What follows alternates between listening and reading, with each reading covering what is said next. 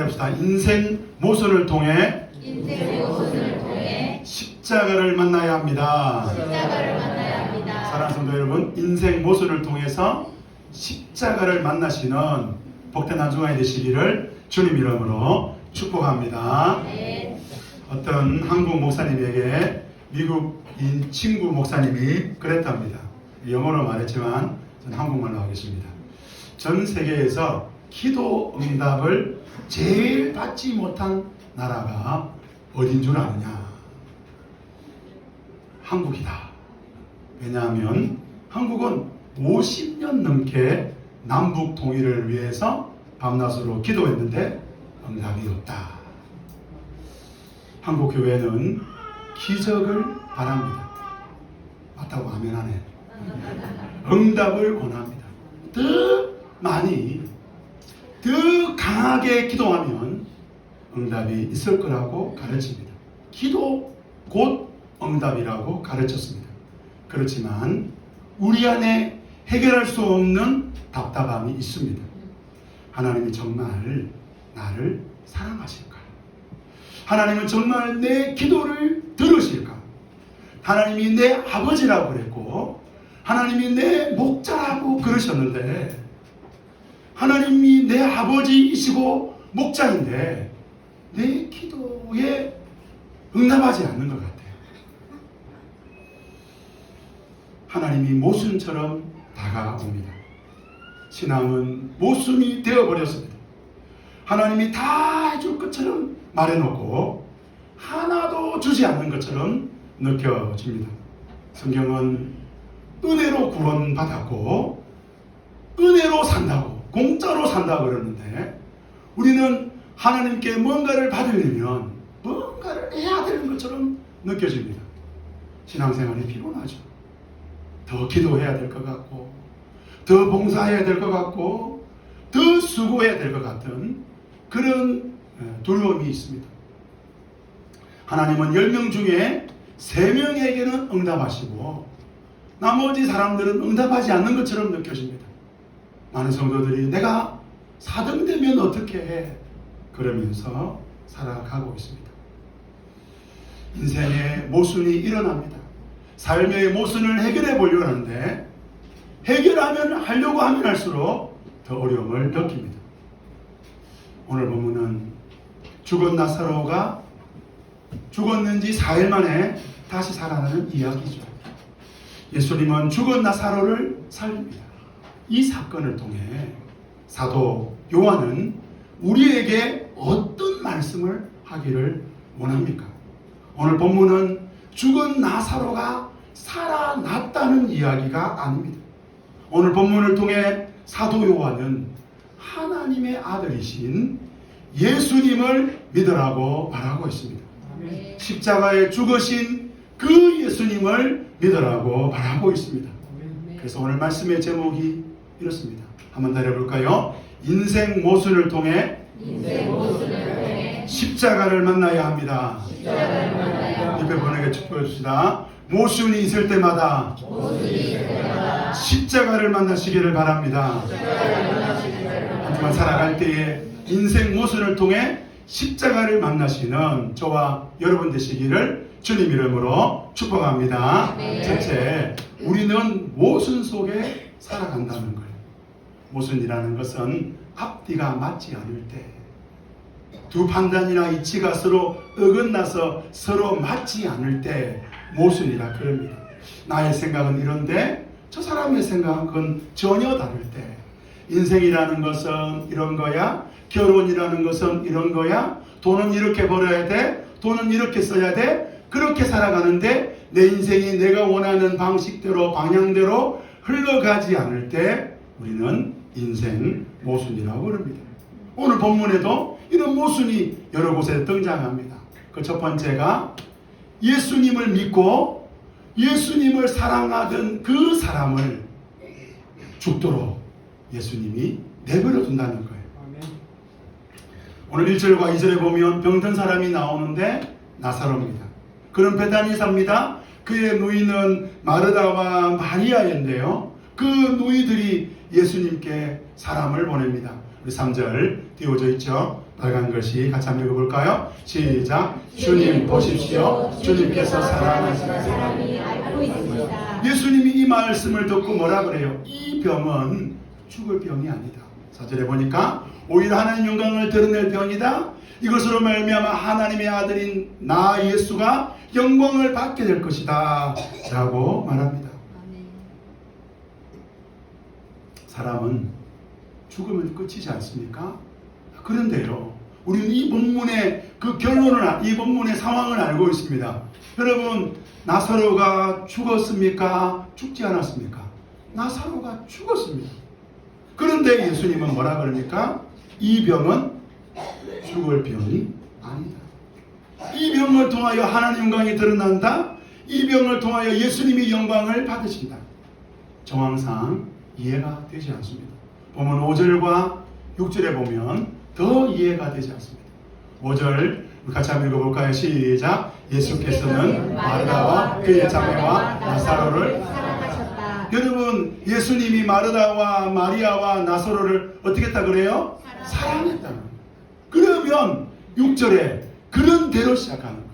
그런데 예수께서는, 우리 노래 한번 읽어볼까요? 시작. 나사로가 알았다는 말을 들으시고도 계시던 그곳에 이틀이나 더 머무르셨다. 여러분, 예수님이 계시던 그곳에서 베다니까지는 한 40km 정도 된다 그래요. 이틀 정도 걸린다 그래요. 그러면 예수님이 베다니에 나사로가 아팠다는 소식을 듣고 출발하면 예수님은 나사로가 죽기 전에 예수님은 나사로를 만날 수 있습니다. 자, 그런데 예수님이 나사로와 그의 자매를 사랑하셨다면 지금 출발해야 되는데, 그런데 예수님은 이틀 동안 그곳에 머무십니다. 그래서 예수님이 이틀 뒤에 그곳에 갔더니 나사로가 죽은 지 4일이나 지났다는 거예요. 그 6절 말씀은 이거예요. 그런데 예수님은 5절에 예수님이 사랑하셨다. 그런데 예수님은 나사로가 알았다는 소식을 들으시고도, 사랑했는데 들으시고도 의도적으로 그 계신 곳에 사랑하셔서 이틀이나 더 머무셨다는 거예요. 무슨 이죠? 나사로 사랑하면 달려가야죠. 나사로가 죽어가고 있다면 달려가야죠. 걸어가는 게 아니라 뛰어가야죠. 1시간이라도 더 빨리 나사로 만나려고 애를 써야 되죠. 예수님은 나사로가 언제 죽을지 알고 계셨습니다. 이틀 뒤면 나사로가 죽는다. 그때 내가 출발하면 나사로가 죽은 지 4일이 된다. 알고 계신 거예요.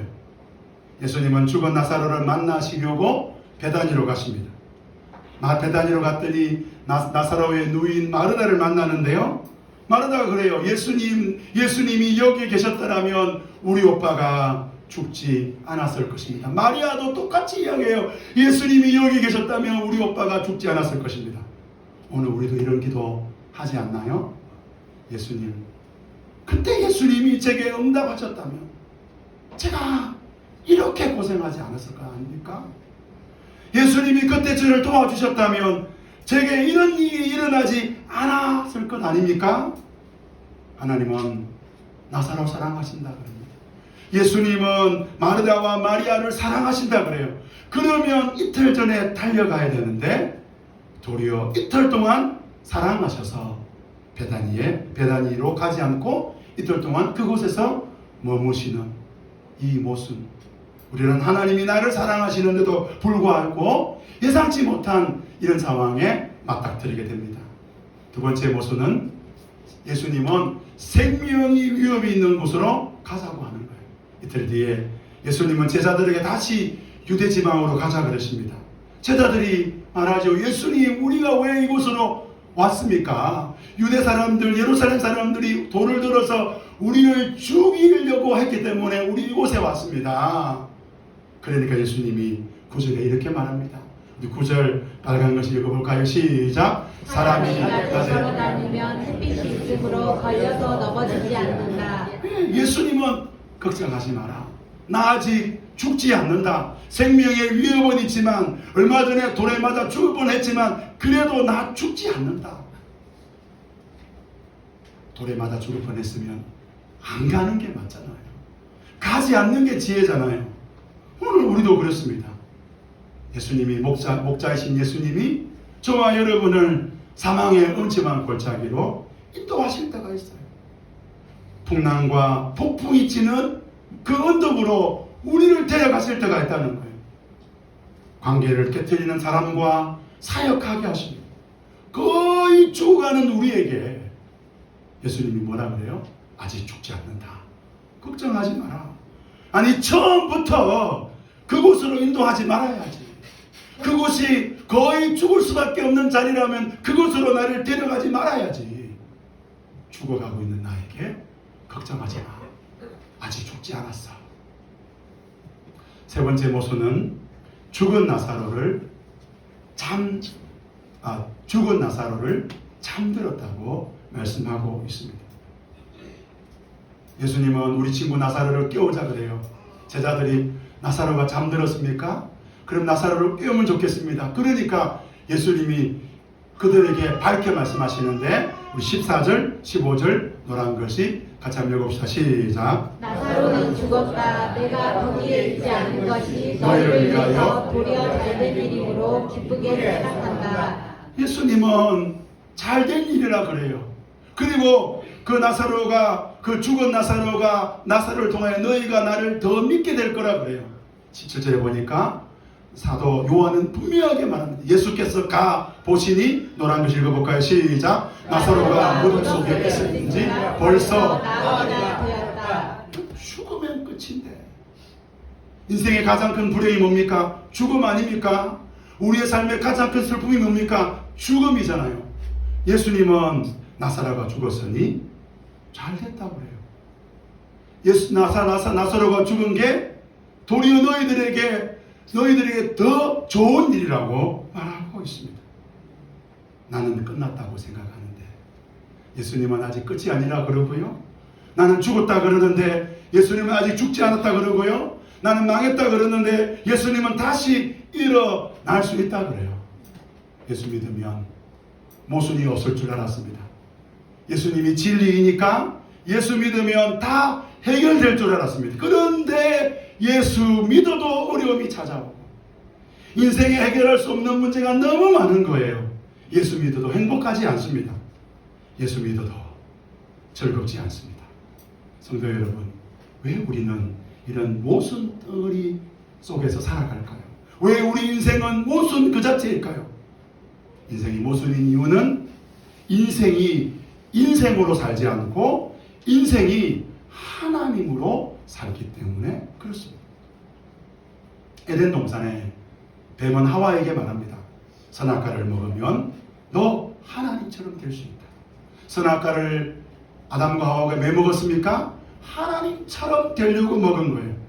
하나님처럼 되고자 함이 죄인 거예요. 선악과를 먹은 게, 열매를 먹은 게 죄가 아니라 그 선악과를 먹으려고 했던 의도, 나는 이 선악과를 먹음으로 내가 하나님이 나의 하나님이 되는 게 아니라 내가 하나님이 되고 내가 왕이 되고 내가 주인이 되는 거예요. 그래서 인생이 모순인 거예요. 왜 남편이 모순일까요? 내가 보니까 모순인 거예요. 왜 아내가 모순입니까? 내가 보니까 내 아내가 모순인 거예요. 왜 자녀가 모순인 거예요? 내가 보니까 내가 왕이니까 내가 주인이니까.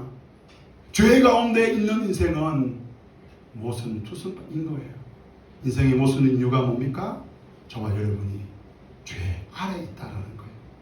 두 번째로 인생 모순을 위해서 예수님이 선택하신 길은 한번 따라합시다. 십자가입니다. 십자가입니다. 예수님은 사랑하는 사람을 죽도록 내버려 두시잖아요.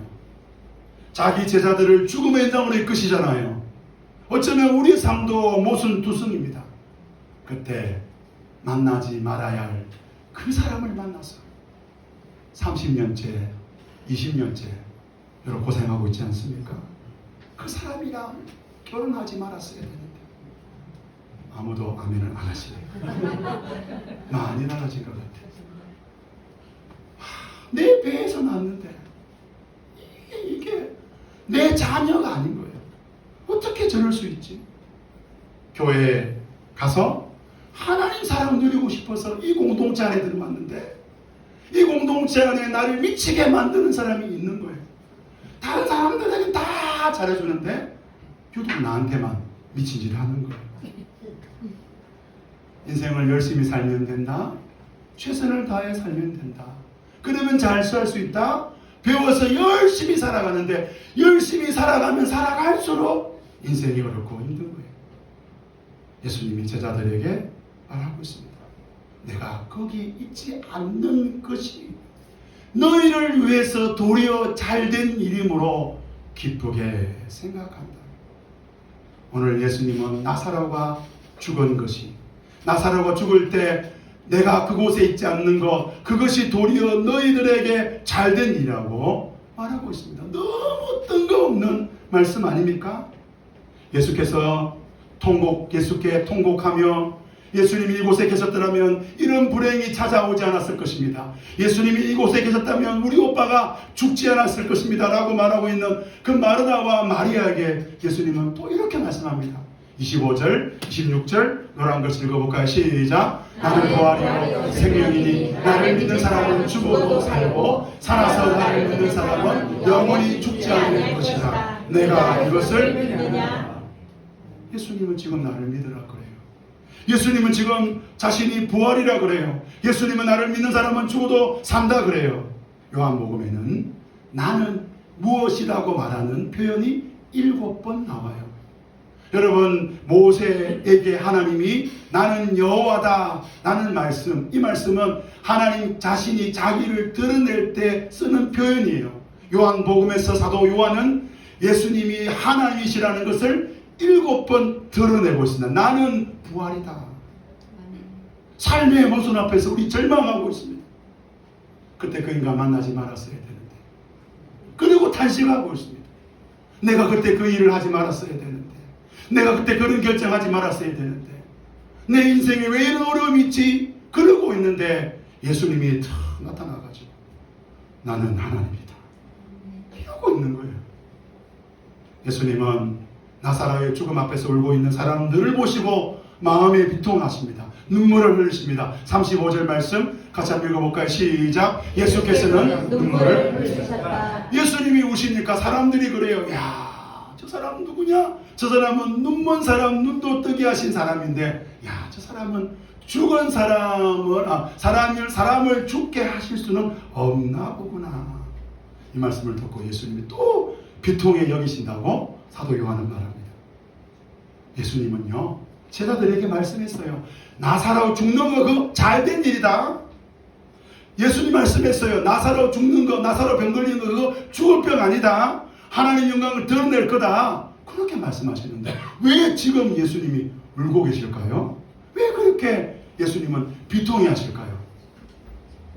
나사로의 죽음 때문에 슬퍼하는 누이 때문에 지금 예수님이 우실까요? 아니면 예수님을 조롱하고 있는 저 유대 사람들 때문에 비통해 하시는 걸까요? 아닙니다. 예수님이 오신 이유는 스스로 모순을 넘어서지 못하는 인생, 스스로 모순을 해결할 수 없는 그 인생을 보시고 지금 울고 계시는 거예요. 아멘. 하나님의 형상인 사람이 죄 때문에 자기 모순에 걸려 넘어져서 어떻게 할 수 없는 그 허우적거리는 그 인생을 보시고 울고 계시고요. 두 번째로 예수님 오신 이유는 내가 아니면 안 되겠구나. 내가 죽지 않으면 안 되겠구나. 내가 십자가에 죽어야 인생이 살겠구나. 그래서 오신 거예요. 예수님은 죽은 나사로를 맡고 있는 무덤돌을 옮기라 그럽니다. 죽은 지 4일이 되어 4일이 지나서 시체 냄새가 나는 그 나사로 그 무덤을 보시면서 하나님은 하나님의 영광을 보리라고 말씀합니다. 하늘을 우러러 기도하죠. 아버지께서 나를 보내신 것을 이 사람들이 믿게 해 주십시오. 그리고 큰 소리로 외칩니다. 나사로야 나오너라. 그랬더니 죽은 나사로가 온몸에 싸고 있던 수건에 쌓인 채로 나오지요. 많은 사람들이 예수님을 믿게 됩니다. 예수님이 일약 스타가 됩니다. 베다니에서 5km 떨어진 예루살렘에서 유대 종교 지도자들이 회의를 가집니다. 그 얼마나 그것이 큰 이슈였는지 회의를 가집니다. 그 결론을 사도 요한은 이렇게 기록합니다. 53절 같이 한번 읽어볼까요? 시작. 그들은 그날로부터 예수를 죽이려고 모여하였다.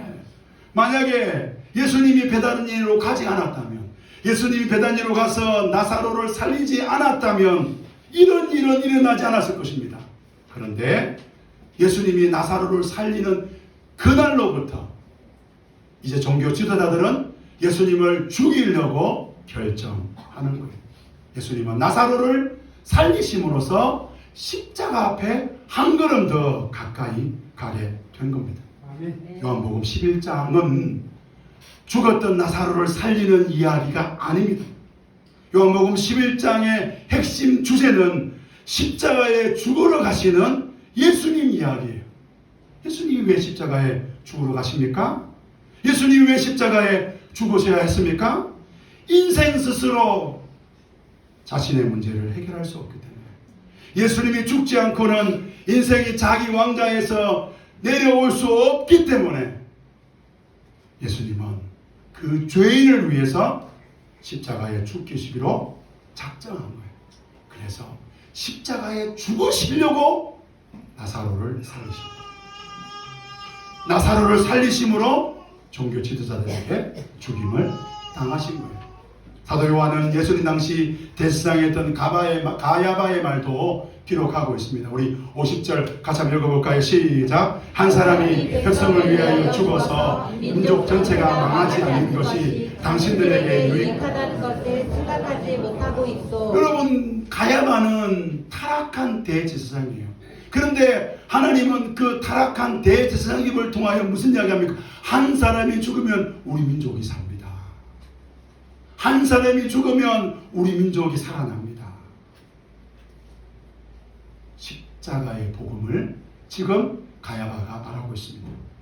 성도 여러분, 우리는 우리 인생의 문제를, 인생의 모순을 해결하려고 많은 시간을 쓰지요. 돈을 씁니다. 힘과 정성을 다합니다. 그러나 인생의 모순은 해결할 수 없는 거예요.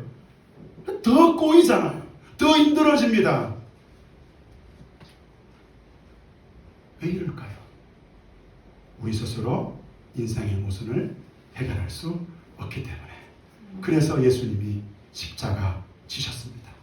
오늘 인생의 모순을 십자가로 해결하시는 예수 그리스도를 믿는 복된 성도들이 되시기를 주님 이름으로 축복합니다. 마지막 세 번째로, 그래서 인생의 모순 앞에서 한번 따라합시다. 다시 십자가로 나아갑니다. 다시 어디로 나아가자고요? 십자가로 나아가자고요. 인생의 모순 앞에서 나를 믿지 말자고요. 내 돈 믿지 말자고요. 내 능력, 내 지혜, 내 방법 믿지 말자고요. 예수님 믿자고요. 그래서 요한복음 11장에는 예수님이 계속해서 말씀합니다. 나를 믿느냐? 너희가 하나님의 영광을 보리라. 나사로가 병들었을 때 예수님이 제자들에게 이 병은 죽을 병이 아니다. 너희가 이 병을 통하여 하나님의 영광, 아들의 영광을 보게 될 거라고 말했습니다. 나사로가 죽었다는 그 소식을 듣고 그 슬픔 가운데 있던 마르다와 마리아에게도 예수님은 25절 26절에 뭐라 그랬습니까? 나는 부활인데 나를 죽어서 민 자는 살고 살아서 민 자는 영원히 죽지 않을 것인데. 26절 우리 노란 부분 같이 한번 읽어볼까요? 시작. 내가 이것을 믿느냐? 나사로를 무덤에서 옮긴 뒤에 예수님이 성부 하나님께 기도하는데 그 42절에 기도할 때도 예수님은 이렇게 말합니다. 노란 부분 읽어볼까요? 시작. 그들로 하여금 아버지께서 나를 보내신 것을 믿게 하려는 것입니다. 45절에 보면 이 일로 많은 사람이 예수님을 믿었다고 그럽니다. 48절에 보면 종교 지도자들이 이 예수를 그냥 두면 안 되겠다. 왜? 더 많은 사람들이 이 사람을 믿으면 어떻게 하지? 라고 말하고 난 다음에 예수님이 그 자기를 믿는 많은 사람들 앞에서 예수님이 선택하신 길은 새로운 종교를 만들거나 새로운 교주가 되는 게 아니라 십자가의 길을 가시는 거예요. 얼마든지 인기를 누릴 수 있고 얼마든지 더 많은 것을 누릴 수 있는 상황 가운데서 예수님은 십자가의 길을 가십니다. 그 이유는 십자가로 우리의 구원이 완성되기 때문에 십자가로 가야 우리가 살아나기 때문에 세상에서 가장 큰 모순은 하나님께서 자신이 창조한 인생을 위하여 죽는 거예요.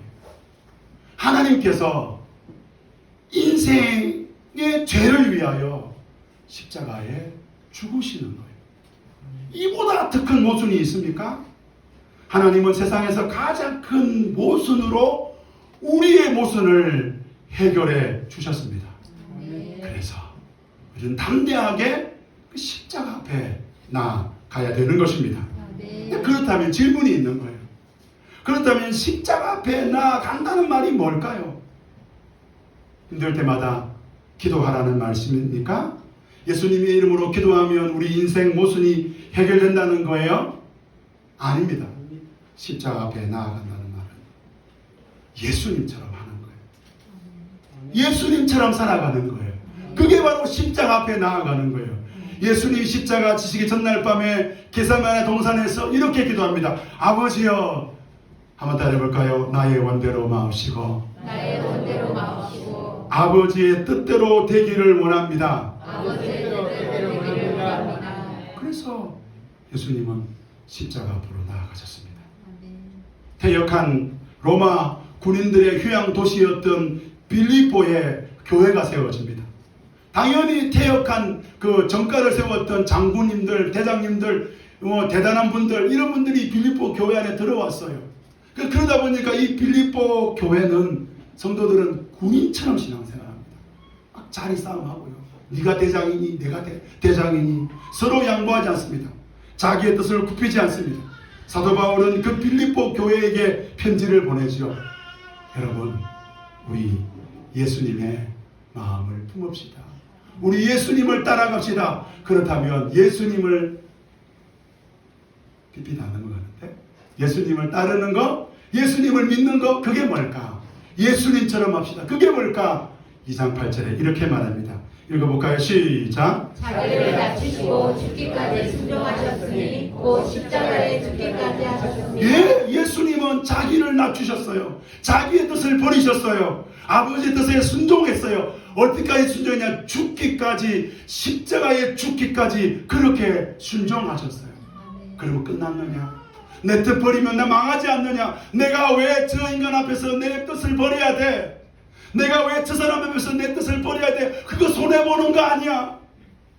저 인간이 나한테 어떤 상처를 주었는데, 어떤 아픔을 주었는데, 그런데 예수님 앞에 예수님은 자기의 뜻을 내려놓았더니 9절에 이렇게 말합니다. 읽어볼까요? 시작. 그러므로 하나님께서는 그를 죽이기도 주시고 모든 일을 위해 뛰어난 이름을 이름을 그에게 주셨습니다. 사랑하는 성도 여러분, 오늘 저와 여러분들이 부활의 영광, 하나님의 영광, 하나님의 주시는 위로와 평안과 복을 누리는 방법이 무엇일까요?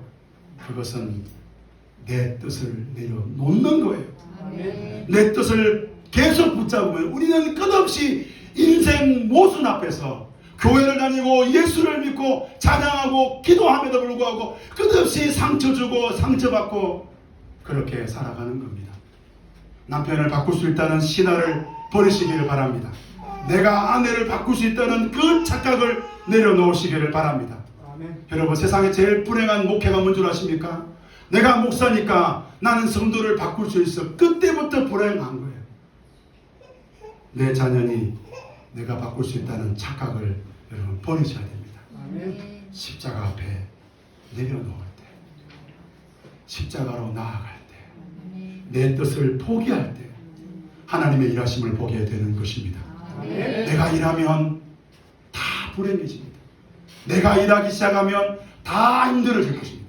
그러나 주님이 일하시면 우리는 주님의 일하심을 통하여 내 삶에 하나님의 영광, 하나님이 나를 높이시는 기적을 보게 되는 것입니다. 사랑하는 성도 여러분, 주님처럼 살면 성공합니다. 주님처럼 살면 부활의 영광을 누립니다. 주님처럼 내 뜻을 버리고 하나님의 뜻에 순종하시는 저와 여러분 되시기를, 인생의 모순들이 일어날 때마다 그 모순을 내가 풀려고 애쓰는 사람이 아니라 다시 십자가 앞에 나아가는 복된 성도들이 되시기를 주님 이름으로 축복합니다. 아멘. 우리 찬양하기 원하는데요.